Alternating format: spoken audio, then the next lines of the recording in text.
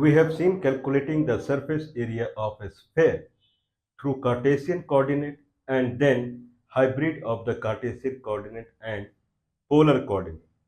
So this hybrid model of calculating the surface area of the 3D model. So we will continue on and then we will kind of see that can we use this to calculate the surface area of a paraboloid. We have done calculating the surface area of a sphere. Then what would be the surface area of a paraboloid? Surface area of a cone, surface area of anything where the closed region on the xy plane is a circle. So that we can convert it to hybrid Cartesian and polar coordinate. If it is not a circle, then certainly we will use the Cartesian coordinate. Okay, so if I have a xy plane and in the xy plane, if I have set of xy point on the xy plane for which I have fxy or z value, if I connect all the z value, I get a surface.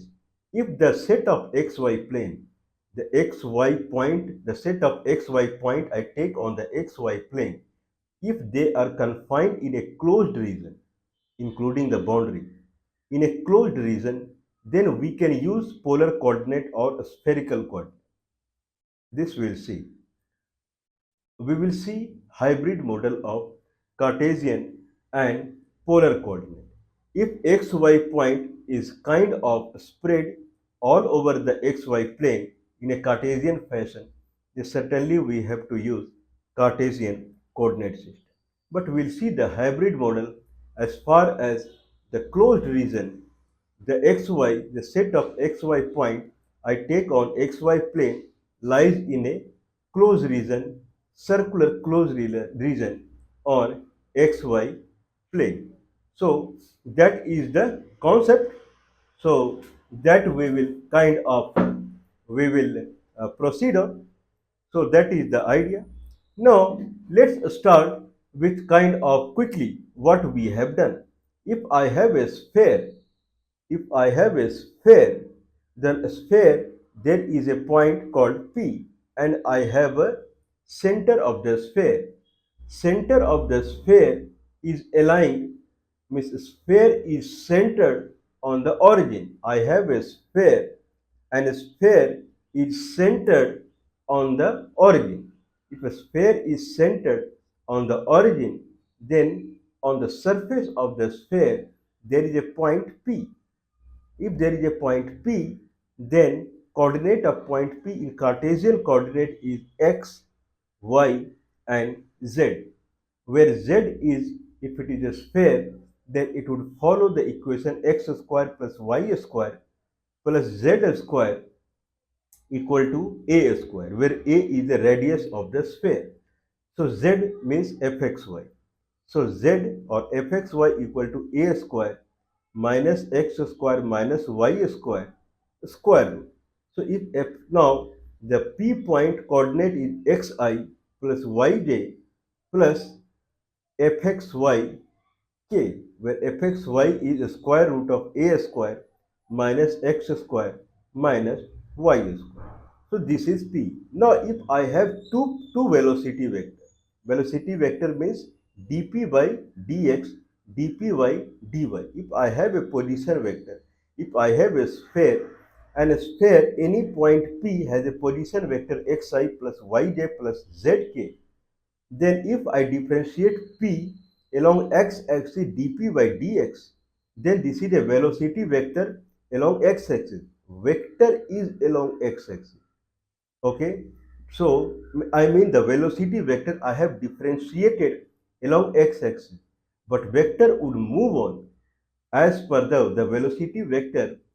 We'll see it. Now, if I have dz by dx, then I have dz by dy.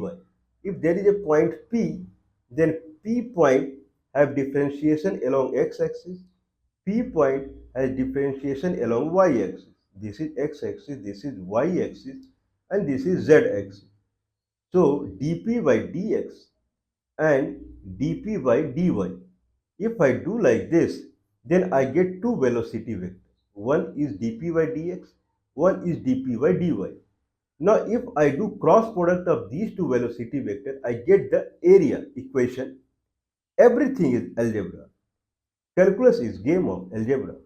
Now, if I have dp by dx as velocity vector, this velocity vector is again a function of x and y. X and y are two independent components. If it is a vector, it has x component, y component, and z component. If x component itself is a function over x and y, so y and z, typically it is called a vector field. Vector field is a factory which gives the set of vectors defined upon the xy value for each xyz component. Now dp by dx is a velocity vector that we have got by creating derivative of p along x-axis, dp by dy along y-axis. If there are two vectors like this and like this, if I do cross product of these two vectors, it gives area in between. That area is nothing but velocity vector area. Now at each point P, now if it is a sphere, then each point P, if I keep moving on the sphere, then the velocity vector dp by dx, dp by dy, if I cross it, one is differentiated along x-axis, one is differentiated along y-axis. If I make a cross, then it becomes a velocity area vector. Velocity area vector, what it is? So velocity area vector is nothing but dp by dA. This is what we saw. A is nothing but xy plane. So area of x-axis and y-axis in 3D is over. That is x-axis and y-axis, everything independent component. Then now there is only one independent component. Earlier, there was two independent components, x-axis, x and y. Now there is one independent component called xy plane. Now derivative of p along xy plane, dp by dA, dp by dxy plane, that is nothing but dp by dx cross product of dp by dy. Now we have got what is dp by dA? If I have 2D, that is x-axis and y-axis, x-axis and y-axis. If I have a line and if I calculate dy by dx, then that is nothing but tangential line at a particular point. If I calculate dy by dx, whatever the algebraic equation I get with dy by dx, at a particular, if I substitute x and y with a particular scalar value, means at x0, y0, if this is x-axis, this is y-axis, and there is a algebraic equation that is y equal to fx, function over x, at any point x0, y0, if I calculate dy by dx, then at that point dy by dx is considered a tangential line. If I have xy plane in 3D, if I have xy plane, in the xy plane, if I have a sphere centered at the origin at any point P, if I calculate dp by dxy plane, then I would receive a tangential surface at that point. In 2D, tangential line, in 3D, tangential surface at that point. What is the tangential surface at that point? It can be loosely considered. If I take the fxy, then through polynomial approximation, it is dfxy by dx into x plus dfxy by dy into y, where dfx by dx and dfx by dy are calculated at a particular point, that is the tangential surface at that point. But through position vector, this is another approach. If I consider position vector, then tangential surface, or we can call it velocity area surface, that is dp by dA. If dp by dA is nothing but dp by dx, we will file disclosure here also. These are not available anywhere in the book. So dp by dA is dp by dx cross product of dp by dy. If I do whatever dp by dA, certainly, right, if I have a position vector of a sphere, position vector of on a sphere, if I differentiate with the xy plane, I get tangential surface with the xy plane. Okay. If tangential surface dp by dA is 0, then that surface is parallel to the xy plane. Otherwise, it is anyway, it is tangential everywhere on the curvature. If I have a surface curvature, then at any point, if I calculate dp by dA, I get a tangential surface. If tangential surface is 0, means tangential surface is parallel to xy plane. This is analogous to 2D, that is y equal to fx, and dy by dx is tangential line, and if it is parallel, if it is 0, then it is parallel to xx. Not dp by dA, that is dp by dx cross product of dp by dy. So now dp by dx, we saw it is I plus fx k. dp by dy, if it is xi plus yj plus fxy k, then dp by dx is I plus fx dfxy dx fx k. dp by dy is j plus fy k. If I do cross product, I would receive minus fyi minus fxj plus k. Now, if I have a velocity area surface vector, I got velocity area surface vector or tangential surface vector as minus fyi minus fxj plus k. Now this is again an algebraic equation where x component is fx, x component is minus fy, that is dfxy by dy. Y component is minus fx dfx by dx, whereas z component is 1. So this is the tangential surface vector. Through polynomial expression, I get the tangential surface algebraic equation. Through position vector, I am getting tangential surface vector. If it is a vector, then it is a vector field and it has x component, y component and z component. X component is minus fy minus dfxy by dy. Y component is minus fx and z component is 1. If that is true, then this at any point, now if I have a sphere, then if any point is P, at that P, what is the tangential surface vector? That is this. So area vector, if I call it, then at every point I am getting the area vector. If I integrate it, then if I have area vector, if I integrate it back, then I'll get the, so if it is a area velocity vector, then I'll get the area vector, means that is the surface. We are in a mode to calculate the surface area. If I have surface area vector field, surface area velocity vector, if I integrate, I'll get the surface area. Now, this is a vector. I want net surface area, not as a vector. I had a position vector, that is a vector. If I differentiate position vector with x and y, I make a cross product that becomes area velocity vector. It is not the magnitude. If I integrate it back, I'll get the area vector. I want area.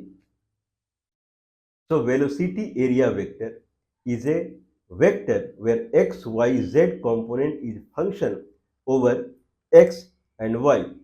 Now, if I calculate the magnitude of this velocity area vector, then I get the area, then I get the velocity area. If I integrate it, since it is a velocity area, I'll get back the actual area. Integration of velocity is the net distance. Differentiation of distance is velocity. So if I have velocity algebraic equation, if I do integration, then from the beginning, I'll get the net distance. If I have net distance, if I differentiate with the independent component distance by time, I get the velocity. If I have distance by time, if I integrate, I get the distance. So the area vector is nothing but the dp by dA. dp by dxy plane is dp by dx cross product of dp by dy. So one velocity vector or vector field along x direction, one is y direction. If I do cross product, then it is a velocity area vector. Now, what is the magnitude? So area vector, velocity area vector, we got minus fyi minus fxj plus k. So the magnitude is fx square plus fy square plus 1 square root. Now if I integrate it back, then I get the net surface area. So a square root of fx square plus fy square plus 1 dx dy, or rather I say dA. dp by dA, if dp by dA magnitude dp by dA is this one, then if I want to calculate the area, A is not area. dp by dA, rather I should say dp by xy plane. If I have a position vector, differentiation with xy plane. Okay. Now differentiation with xy plane would result in a square root of fx square plus fy square plus 1. That is its magnitude. If this magnitude I integrate with dA, so dA is nothing but dx into dy. Okay. So if I integrate with the xy plane, I think better word. So if I have dp by dxy plane, whatever I get dp by dxy plane, dp by dx cross product of dp by dy is equivalent to dp by dxy plane. This is a high area in differential equation as far as considering xy plane as single independent component, not collection of orthogonal x and y. If that is true, then dp by dx cross product of dp by dy by p is position vector at any point on the surface of sphere, that is equal to dp by dxy plane. So if I have dp by dxy plane, if I integrate with xy plane, I get the p. But if I replace with the p's magnitude, dp by dA's magnitude, then I get back instead of p, I'll get back the content of p means area. If it was in 2D dimension that we saw, if I have dp by dx, if I get the content and if I integrate, I get the net length. Here, if I have dp by dA and integrate with a, I get the net area, because dp by dA is cross product of dp by dx and dp by dy, that constitute one area, that is tangential surface.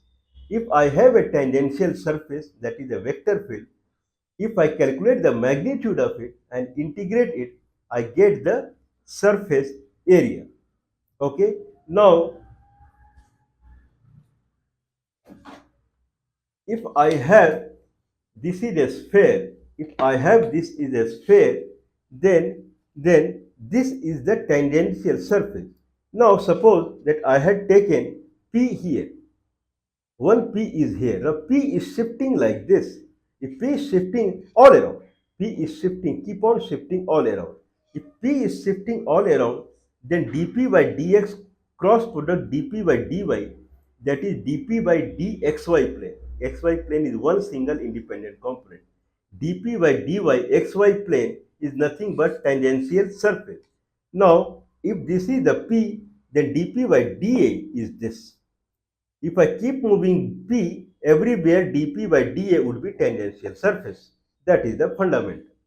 If it is like in single dimension, we saw that if I have a circle, 2D, then if I have a circle, Then if this is p, then this is p vector. Then this is dp by dx.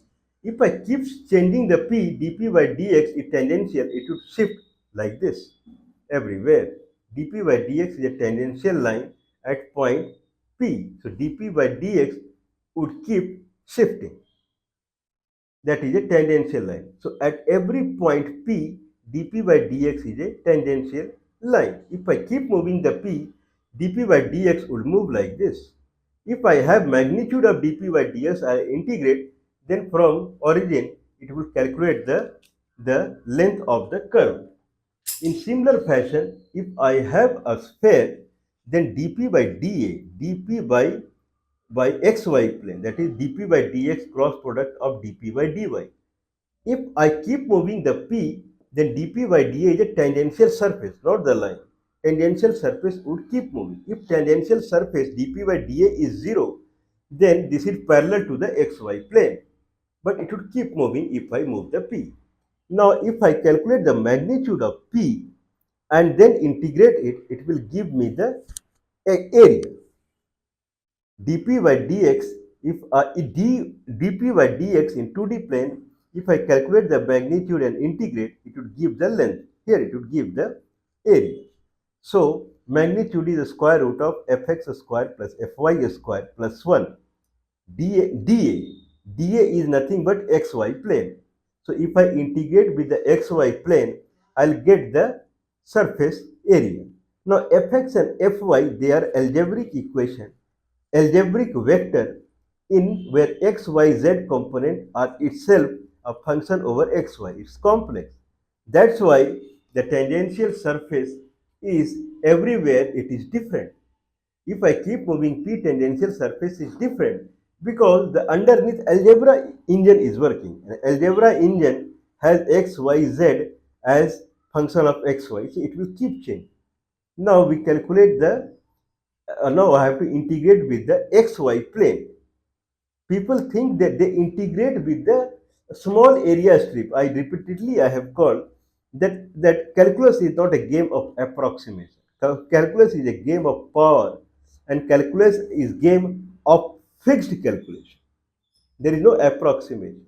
So if I have dp by dA and I calculate the magnitude of dp by dA, if I integrate with the xy plane, that is the one independent component, xy plane called dA, then I'll get back the surface area.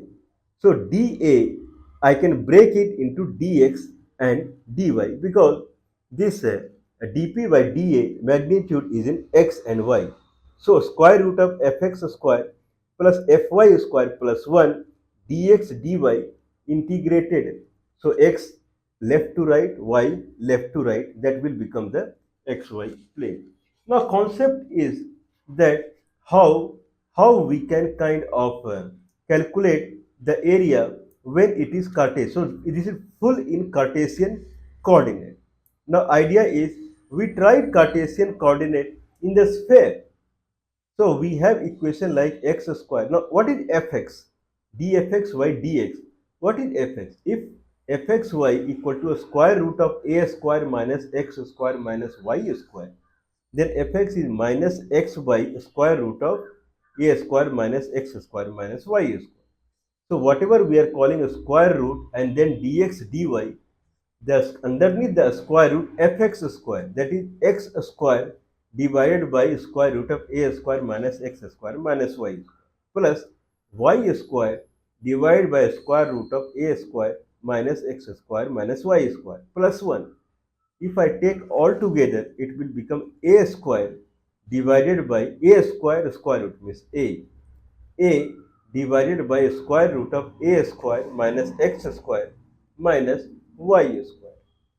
Now I have the sphere equation as x square plus y square plus z square equal to a square. If that is the case, then z equal to a square minus x square minus y square root. Okay, this we saw. Now x square plus y square plus z square equal to a square, and I want to solve integration of a by square root of a square minus x square minus y square. Okay, If that is the case, if that is the case, then it becomes like x if I keep x if I now to get the integration. Let's suppose that x I put as a cos theta, then y as a sin theta, a cos theta, y as a sin theta. Then x square plus y square is a square. Okay. Now a square plus z square equal to a square does not fit. Now I have to introduce one sin phi. So x component is sin phi, a sin phi cos theta, y component is a sin phi sin theta, and z is a cos phi. Now if I do this, then it becomes a square sin square phi plus a square cos square phi. Now it is a square. So now it satisfies the sphere equation. So this is our approach. So x equal to a sin phi cos theta. Someone can match it with the spherical coordinate. Now a is the radius. So a sin phi cos theta and y as a sin phi sin theta. Z is a cos phi. Now if I have a square root of a square minus x square minus y square, that is transformed into here z square. Square root means z. Z means a cos theta. Numerator is a, denominator is a cos theta. Cut. It will be 1 by, cos phi. So it will be 1 by cos phi. Z is a cos phi and z square equal to a square minus x square. So if I have to integrate a by a square root of a square minus x square minus y square dx dy, then a square minus x square minus y square nothing but z square. Z is a cos phi. So a square cos square phi. A square root a cos phi. Numerator is a, denominator is a square a cos phi. Cut down 1 by cos phi. Now dx I would change it to a sin phi cos theta.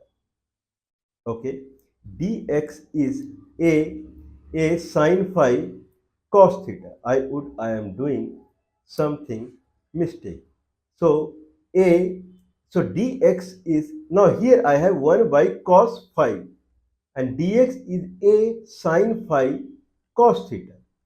X is a sin phi cos theta. If x is a sin phi cos theta, if I differentiate with phi, keeping theta as constant, then it would become dx equal to cos phi cos theta. Now it is correct. So dx is a cos phi cos theta. Now a cos phi cos theta d phi divided by cos phi. So cos phi would go away. Now I have a cos theta d phi. Integration is phi cos theta, where a cos theta is constant. Now a sin phi cos theta equal to x. Then phi sin a sin phi cos theta equal to x. Then a phi cos theta equal to sin inverse of x. I told someone has to prove this. If a and cos theta being constant, then a sin phi cos theta equal to x. Then a phi cos theta equal to sin inverse of x. Sin would go that side, keeping the constant this side. If that is true, then a phi cos theta a phi cos theta I can replace with sin inverse x. Now that has limit minus 1 to 1. So if I am calculating the surface area of a sphere, then on x-axis if it is centric on origin, then on x-axis it is minus 1 to 1. Then I have sin inverse x and then minus 1 to 1. Pi by 2 plus pi by 2, it will result in pi. Pi, now dy again integration final minus 1 to 1. So y minus 1 to 1, that will result in 2. Okay, now here we have pi. Okay, so I have kind of, it will result in a kind of a. Okay, so let's keep a as 1 for timing. I mean, I am really kind of doing some nonsense anyway. So here we have, earlier we have x equal to, let's keep radius as 1 for timing. Later we'll see. So now we have sine inverse x, then it will come to pi, pi, and then we have dy. So dy integration is y. Now minus 1 to 1, then 2 pi. Okay, now if I take all along, if I do neatly, then it will become 2 pi a square. 2 pi a square means the kind of surface area of the hemisphere. If I have taken a sphere and minus 1 to 1 x-axis minus y to y-axis, if I have taken like this, then it would result in a hemisphere surface. If it is a hemisphere surface, then it is 2 pi a square. Then full surface is 2 pi 4 pi a square.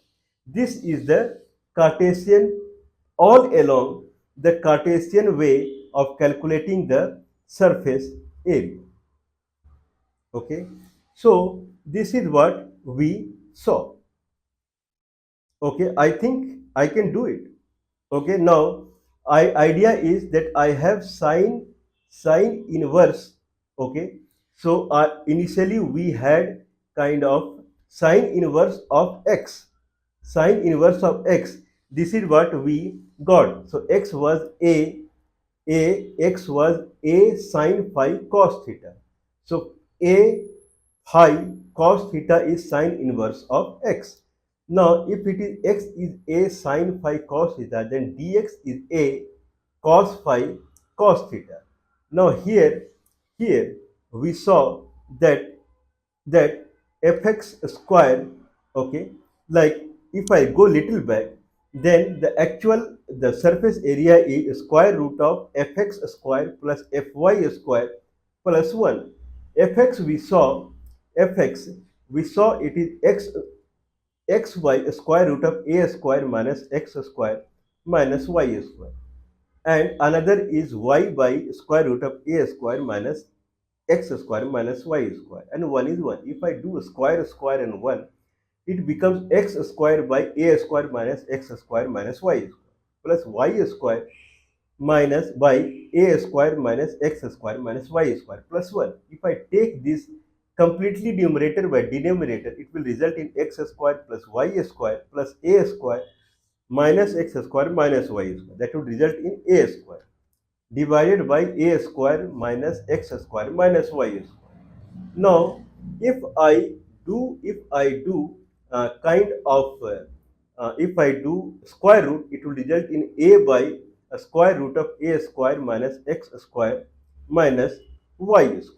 If that is the case, then a square minus x. If I keep x square as a square sine square phi cos square theta, y as a square, y square as a square sine square phi sine square theta, a would come out and then it become 1 minus sine square phi. Then it will become a square root. Then it will become as cos theta. So a cos phi, same as what considered at z value. So a by a cos phi would result in 1 by cos phi.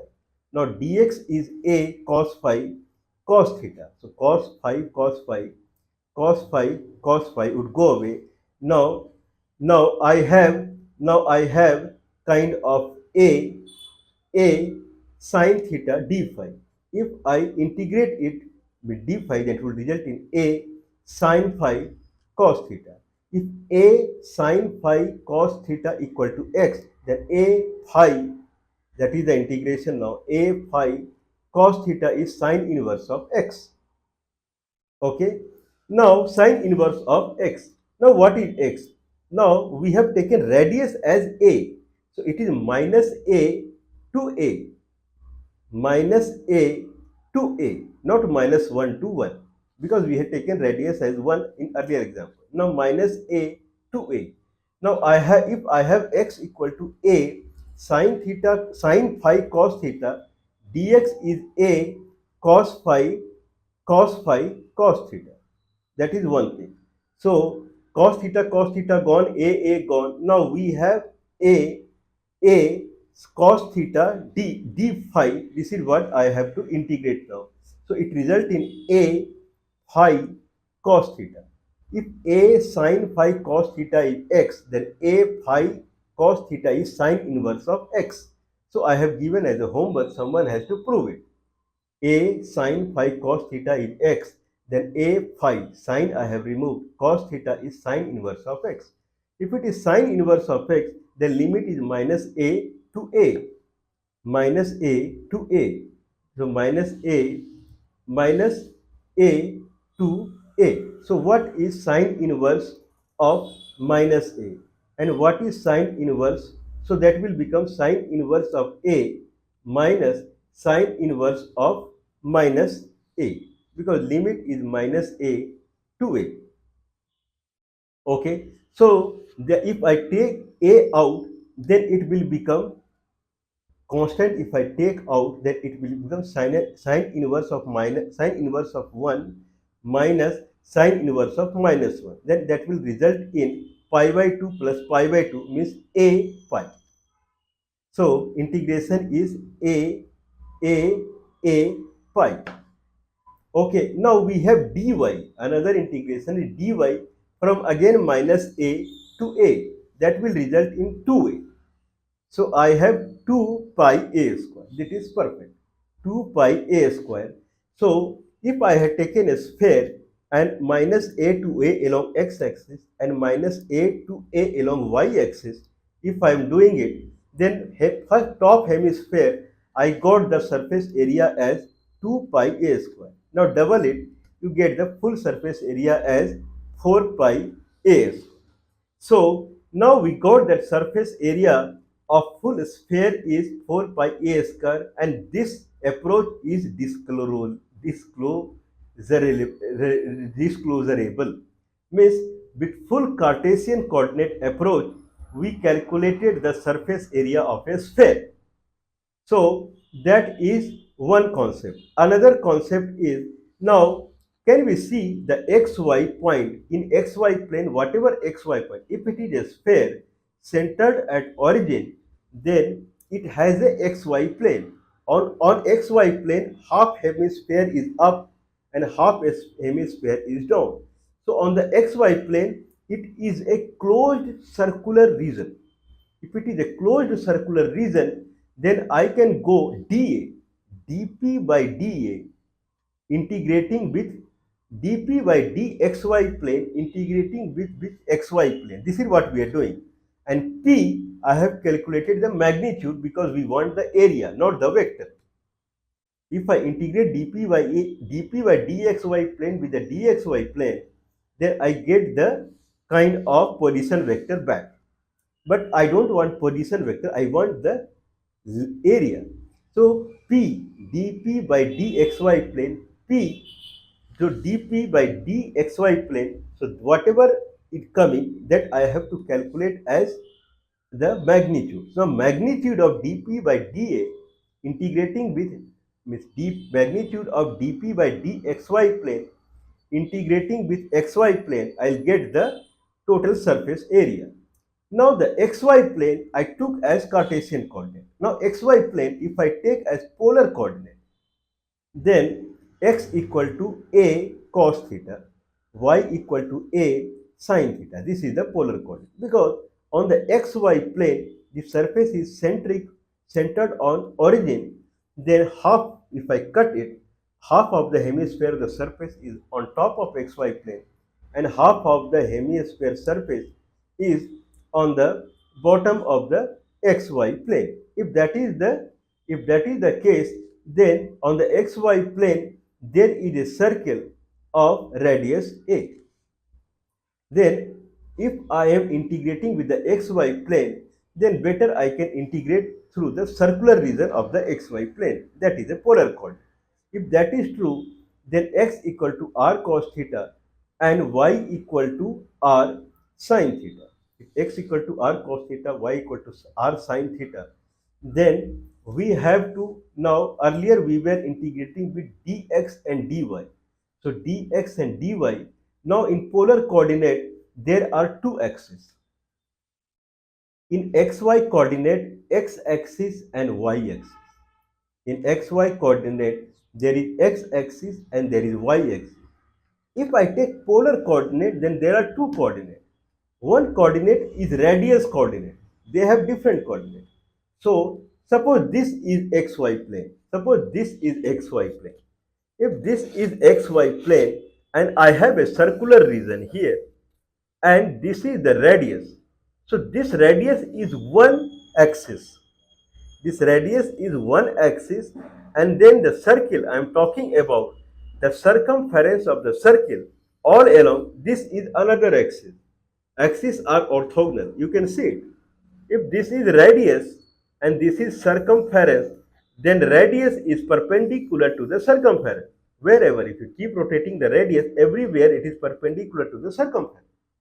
If radius is perpendicular to the circumference, these are two orthogonal axes, radius and circumference.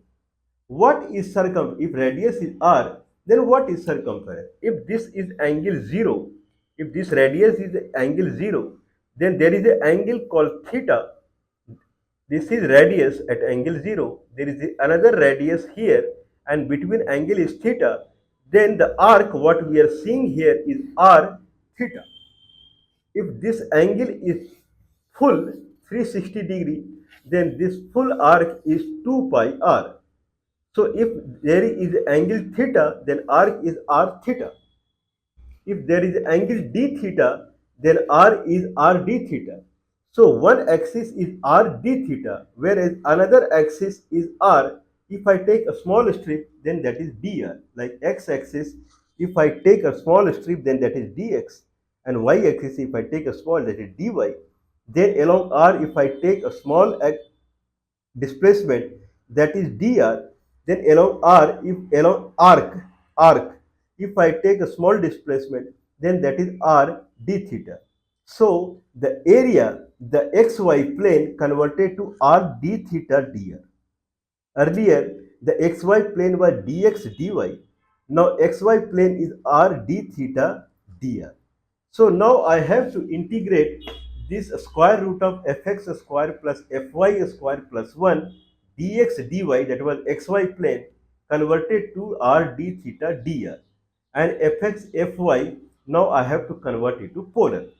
So now we saw that at the end it is a by square root of a square minus x square minus y square, integrating it to the closed region, and where the xy plane is r d theta dr. Earlier it was dx dy, now it is r d theta dr.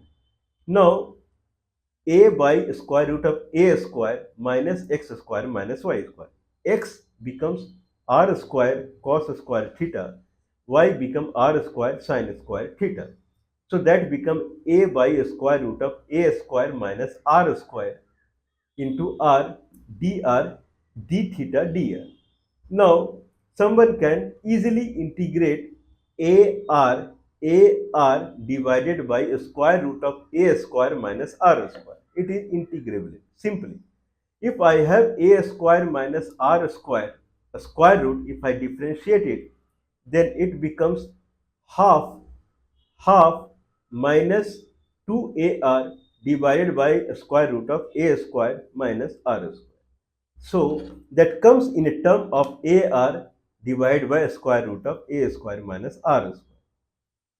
Okay, if I have a function, a square root of a square minus r square, if I differentiate it, I get minus 1 by 2, and on top 2ar, on top of it 2r. So minus 2r minus, okay, so square root of a square minus r square, if I differentiate, it becomes minus r by 2 into 1 by a square root of a square minus r square, minus r by 2. So here also it is similar, ar divided by a square root of a square minus r square.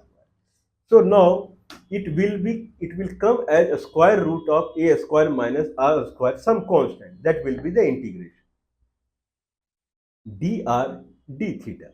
So dr is gone. We integrated with dr and it got some constant, a square root of a square minus r square. Now this I have to integrate with the theta. So it will come as theta. So r I have to put the limit from 0 to a. The radius in the polar coordinate, the radius is it starts from 0, it goes up till the full radius a. So limit is 0 to a, whereas theta is 0 to 2 pi. If I do, then I get the 2 pi a square, probably. That is the top hemisphere. If I multiply by 2, I get 4 pi a square. So that is the surface area through the polar coordinate that we saw. Okay. Now we will proceed with the calculating the surface area of a paraboloid. That is the concept. So paraboloid is in this shape. So this is parabola. If I rotate it and make it 3D, it will become paraboloid. If it is a paraboloid, then if this is touching the xy plane, so paraboloid is like this. This is xy plane.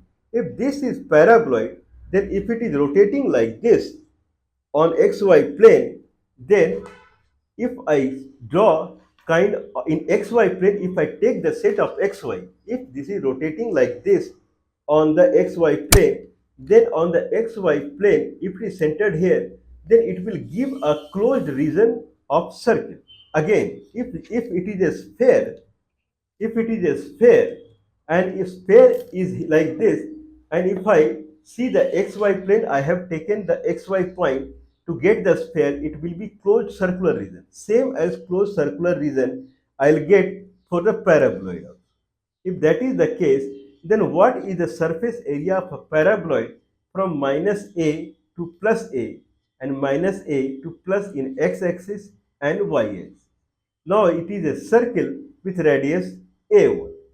Now we go back to the same equation, fx square plus fy square plus 1 square root dx dy, integrating from minus a to a and minus a to a. Now I cannot take x equal to the way we took x equal to a sine phi cos theta, a y equal to a sine phi sine theta, because it has to follow some equation. Now if I have paraboloid, the equation is z fxy equal to x square plus y square. That is the paraboloid. Fxy equal to x square plus y square, or x square plus y square minus z equal to 0. Earlier in sphere, we had x square plus y square plus z square equal to a square. So z was a square. So z was confined in another algebraic equation dependent upon the x and y. Now here z is x square plus y square. Now I cannot set x is a cos theta and y is a sin theta. It becomes a square. So z equal to a square. Okay. Now it is like if I set then x square plus y square minus z equal to 0. If x is a cos theta, y is a sin theta, then it becomes a square. A square minus z equal to 0. Then z has to be a square. So fxy is a square. Okay. But fxy is constant now. Can we see? X square plus y square minus z. Let's consider a as 1. So now I take a as cos theta and y as sin theta. So a square x square plus y square minus z equal to 0.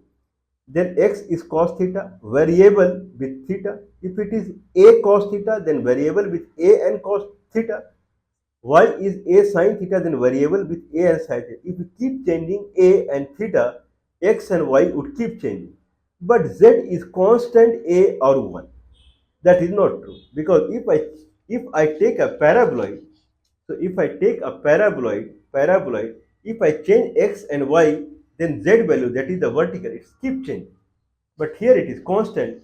So this is the caveat that I wanted to alarm. This is an alarming caveat. If we are integrating, then don't take anything, if we convert x and y to polar coordinate in theta and r, don't take any value what comes to the mind. Now let's say x equal to r cos theta and y equal to r sin theta. It's not true, because x square plus y square minus z has to be 0. If I say x square r cos theta and y as r sin theta, it becomes r square. So z is nothing but r square. R square minus r square 0. So z becomes constant now. If z becomes constant, then it would not vary, but it should vary with the r and theta. Anyway, we will see it. I'll work more on it. So this is what I have seen till now, that z should be kind of variable with the way x and y is variable. But if I take r as 1, radius as 1, from 1 to 1, if I want to calculate the surface area, if this is the paraboloid, then what is the full surface area where x is minus 1 to 1 or minus a to a and y is minus 1 to 1. In that case, what is the surface area? So from 0 to 1, if x is changing, y is changing, z should also change. So with the variation of theta, z should also change, but z is always static 1. So from my perspective, I shall work on it. I cannot take this fundamental, but I can take, if it is fx square plus fy square plus 1 square root and dx dy nothing but d of xy plane. Now if I convert d of the xy plane into polar coordinate, it will become again r d theta dr. Now this what we will had fx square. So fx fxy is nothing but x square plus y square. So fx is 2x, fy is 2y. So it is now 4x square plus 4y square plus 1 square root. Now x is r cos theta, y is r sin theta. This I am taking as polar coordinate. Now dx and dy accordingly converted to r theta dr. That confinement is there. That fixed rule is there. Okay, if that is not, if I had taken x equal to r cos theta and y equal to r sin theta, then dx would become, r. If I do differentiation with r, then dx would become cos theta. Okay, so but here dx and dy is r d theta dr. It is completely different. It is full place polar coordinate. So we are secure now. So 4x square plus 4y square plus z square plus 1 square root, that would turn up as 4r square. 4 outside x square plus y square, that is sin square theta plus cos square theta equal to 1. So 4r square. So 4r square plus 1 square root r dr d theta dr. So now we will first integrate with the dr. I'll take dr this side. Then now it is r square root of 4r square plus 1 dr. Now this is again integrable. Consider that if I have to integrate something like 1 plus r square to the power 3 by 2, then it would come as 3 by 2, 1 plus r square, 1 by 2, and then 2r. So r and a square root of 1 plus r square, that is the terminology we are seeing here. So here it is r a square root of 4 plus 4r square plus 1. So it is integrable. Now we can integrate it. Whatever we get, we have to substitute minus a to a. Sorry, the r is now, if it is paraboloid and down the line I am taking polar coordinate, then r would go from 0 to a. R would go from 0 to a. Now this is what we have to do. So r 0 to a, and then theta 0 to 2 pi. We are calculating in one quadrant only, not down the line. So this is what would be the surface sphere, surface of the paraboloid. So surface of the paraboloid is nothing but 4r square plus 1 square root r dr. Integrate it and substitute the limit from 0 to a. Whatever you get, again integrate with d theta, that will be theta, and then place the limit 0 to 2 pi, and you get the surface area of the parabola. What about surface area of a cone? Z equal to a square root of x square plus y square. Now, whatever surface area you want, if on the xy plane, if it makes a circle, if x set of xy point, set of xy point, set of set of if on the xy plane, set of all xy point, if they are confined in a circular region, then dx and dy that we are integrating with, blindly we can follow the polar coordinate system and we can take as r d theta dr. If that is the case, then we can do the net surface area calculation of the polar also, where x is r cos theta and y is r sin theta. And then we calculate the fx square plus fy square plus 1 square root r d theta dr, where r limit is 0 to a and and theta limit is 0 to pi. We can calculate the anything where the xy is confined in a circular closed region, we can follow the polar coordinate. This is a hybrid model of Cartesian coordinate and polar system. Okay, so this is for all for the polar coordinate and Cartesian coordinate hybrid model. Now we'll take example of a spherical coordinate. So calculating the surface area through the spherical coordinate. So that we'll see some more example. Then probably we'll bind up the kind of very troublesome kind of region of the the surface area, but it's interesting in the sense we are finding something. So we'll now follow on the spherical coordinate system.